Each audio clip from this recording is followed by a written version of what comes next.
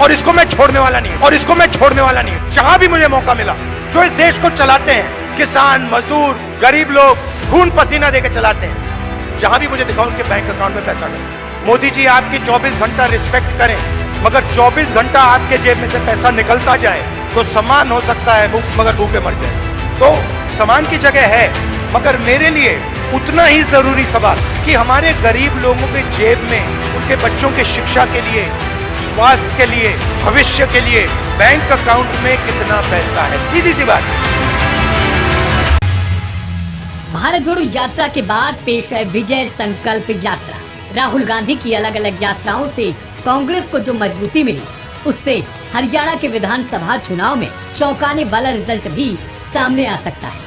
लोकसभा चुनाव में राहुल गांधी ने जो कामयाबी हासिल की, उसके बाद हरियाणा विधानसभा चुनाव में उनकी डिमांड और ज्यादा बढ़ चुकी है। कांग्रेस इस बात को बखूबी समझ भी चुकी है। राहुल गांधी की इस यात्रा का मकसद भारत जोड़ो यात्रा के बाद मिले सिख और समस्येतर संगठन का एकजुट होना और कम समय में एक बड़े भाग पर प्रचार प्रसार समेत कई लक्ष्य हैं। राहुल गांधी और प्रियंका गांधी हरियाणा विजय संकल्प यात्रा पर निकल पड़े और तकरीबन 100 किलोमीटर तक का सफर किया है। 30 सितंबर यानी आज से शुरू हुई यात्रा 3 अक्टूबर तक चलने वाली। बता दें कि हरियाणा के विधानसभा चुनाव में प्रचार के गिने चुने दिन ही बचे हुए हैं। 3 अक्टूबर की शाम को 5 बजे राज्य में चुनाव का शोर थम जाएगा। ऐसे में पार्टी चुनाव में पूरी ताकत लगा रही है। वहीं भारतीय जनता पार्टी की बात की जाए तो प्रधानमंत्री नरेंद्र मोदी, गृह मंत्री अमित शाह, रक्षा मंत्री राजनाथ सिंह, उत्तर प्रदेश के मुख्यमंत्री योगी आदित्यनाथ, असम के मुख्यमंत्री हिमंता बिस्वा शर्मा समेत तमाम बड़े नेताओं को पार्टी ने चुनाव प्रचार में उतार दिया। लंबे चुनावी कैंपेन और बड़े बड़े कार्यक्रमों में बीजेपी कांग्रेस से बेहतर है। यही कारण है कि कांग्रेस नेता और एलओपी राहुल गांधी ने अपनी यात्राओं से इसकी काट भी खोजी है। सवाल है कि वो कितना कारगर है। आज की यात्रा की शुरुआत देखी जाए तो राहुल और प्रियंका गांधी जिस जीटी बेल्ट से अपनी यात्रा आरंभ की, इसे ही बीजेपी का गढ़ माना जाता है। बीजेपी को 2014 और 2019 में यही से सबसे ज्यादा जीत मिली और इसी का बड़ा रोल रहा था। 2014 में पार्टी को यहाँ 21 सीटें और 2019 में 12 सीटें मिली। मौजूदा समय में मुख्यमंत्री से लेकर केंद्रीय मंत्री खट्टर का यही गढ़ भी माना जाता है। राहुल गांधी अपने चुनावी भाषणों में युवाओं, समानता के अधिकार और किसानों को लेकर प्रमुखता से बोलते हुए नजर आते हैं। इससे इतर अडानी और अंबानी का नाम लेकर प्रधानमंत्री मोदी को सीधे तौर पर घेरते हुए नजर आते हैं। खासकर किसानों के मुद्दे पर वो बीजेपी पर हावी दिखाई देते हैं और आज भी कुछ इसी तरीके से उनका भाषण नजर आया। खेत खत्म हो गए, धान नहीं खरीदा जाता, सही रेट नहीं मिलता, फिर आप भगते हो सेना की ओर। आप कहते हो चलो यहां काम नहीं हुआ, चलो आर्मी में जाते हैं, बॉर्डर पे खड़े हो जाएंगे, देशभक्ति की आग है उसे जलाएंगे और वहां खड़े हो जाएंगे। फिर मोदी जी कहते हैं नहीं भैया, वहां से भी हम आपके जेब में से चोरी करेंगे। यह अग्निवीर स्कीम नहीं है, यह गलतफहमी में मत रहिए। यह जवानों की पेंशन चोरी करने का तरीका है, सीधी सी बात है। जो नॉर्मल जवान होता है उसे पेंशन दी जाएगी, पूरी जिंदगी उसे पेंशन दी जाएगी। जिसको अग्निवीर नाम दिया है उसे पेंशन नहीं मिलेगी। मतलब अग्निवीर से उसके जेब से पैसा छीना गया है। कहां गया?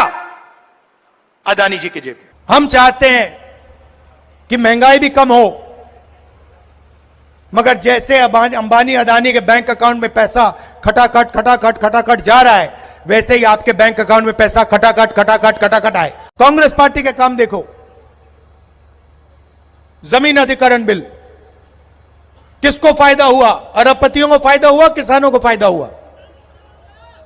मनरेगा, भोजन का अधिकार, भट्टा परसोल। हमारा लक्ष्य है कि अगर अरबपतियों का कर्जा माफ हो तो फिर किसानों का भी कर्जा माफ हो, मजदूरों का भी कर्जा माफ हो, गरीबों का भी कर्जा माफ हो। हम न्याय चाहते हैं।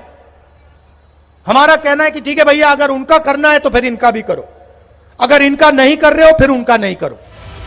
राहुल गांधी के अलावा प्रियंका गांधी भी लोकसभा चुनाव के बाद से पूरे एक्शन मोड में नजर आ रही हैं और अब उनकी बातों में बीजेपी को कोसने की बजाय फोकस ज्यादातर युवाओं से लेकर सरकार बनने के बाद कांग्रेस आखिर क्या करने वाली है उस पर रहता है। पहचान लीजिए कि आज जो आपकी सच्चाई है उसको आप ही बदल सकते हैं। आपका अधिकार है, आपका हक है और इस संविधान ने आपको ये शक्ति दी है। ये जो गीता में बातें लिखी हैं सत्य और असत्य के बारे में, सत्यमेव जयते हमारे संविधान में भी लिखी हैं। समानता की बात, अधिकार की बात, हक की बात, न्याय की बात हमारे संविधान में लिखी हैं। आपको अधिकार दिया है, आपको वोट दिया है। आप सोच समझकर पूरे विवेक से इस वोट का इस्तेमाल करिए, एकजुट होकर करिए, किसी के बहकावे में मत आइए। ये वोट आपके लिए होना चाहिए, आपके बच्चों के भविष्य के लिए। माताएं बैठी हैं यहाँ, बहनें बैठी हैं, आपके बच्चों के भविष्य को मजबूत बनाने के लिए, आपकी खेती को मजबूत बनाने के लिए। ये जो नौजवान आप सरहद के पे भेजते हैं, इनके पेंशन के लिए होना चाहिए। आप अपने वोट को ऐसा इस्तेमाल करिए कि पूरे देश भर में गूंज उठे कि हरियाणा की जनता ऊब चुकी है, अब एक लहर आ रही है। कांग्रेस की लहर तो है, लेकिन आपके सम्मान की लहर भी है। आपका जो निरादर किया है इस भाजपा की 10 सालों की सरकार ने, आप उनसे न्याय लीजिए। आप कांग्रेस की सरकार बनाइए ताकि आपका भविष्य बदले। हरियाणा में कांग्रेस के लिए सबसे ज्यादा दिक्कत थी कुमारी शैलजा और भूपेंद्र हुड्डा के बीच के अनबन होने वाली खबरों से। हालांकि इस यात्रा के दौरान राहुल गांधी ने इस पर खूब फोकस किया और दोनों को मंच पर हाथ मिलवा दिया। बीजेपी और खासकर पीएम मोदी इसी बात को लेकर हमलावर भी दिखाई दिए कि कांग्रेस में मुख्यमंत्री के पद को लेकर ही लड़ाई चलती। लेकिन राहुल गांधी ने एकता के संदेश से कलह वाली बात की भी काट खोजी। मंच से आज शैलजा के बोल भी इस बात की ओर इशारा करते हुए नजर आए। जब यात्रा निकाली राहुल जी ने और हमारे उत्तरी हरियाणा से निकले, आपने असली जान तो कांग्रेस में तब फूंक दी थी।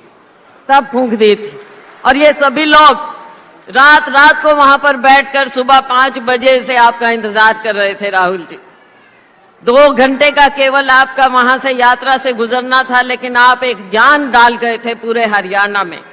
और आज उसका नतीजा हम देख रहे हैं। जो हरियाणा में एक ये लहर है और आज आपके और प्रियंका जी के आने से ये और ज्यादा तेज हो गई। इसके लिए आपका धन्यवाद। ज्यादा कुछ ना कहते हुए, भाजपा के दिन लद गए हैं। केंद्र में तो आपने मोदी जी को कॉर्नर किया हुआ है। पूरे देश में आज मोदी जी के नाम पर जो एक वो पहले जुमलेबाजी थी, वो अब खोखलापन साबित हो गया। बहरहाल राहुल गांधी की यात्राओं से युवाओं को खासा तौर पर प्रभावित देखा जाता है। राहुल गांधी की अपने बयानों में युवा, किसान, मजदूर, इसके अलावा महंगाई से लेकर बेरोजगारी तक शामिल रहते हैं। लेकिन अब हरियाणा के चुनाव में उनके ये बोल कितने सफल होंगे, ये चुनावी रिजल्ट में ही दिखाई देगा। लेकिन कई जानकारों और खासकर कांग्रेस के सपोर्टरों का यही मानना है कि हरियाणा के चुनाव में राहुल गांधी का इफेक्ट सबसे बड़ा होगा। अब देखना ये दिलचस्प हो जाता है कि हरियाणा चुनाव के रिजल्ट के बाद आखिर कितना राहुल गांधी कामयाब दिखाई देते हैं और उनके ये बोल बीजेपी पर कितना भारी पड़ते हैं।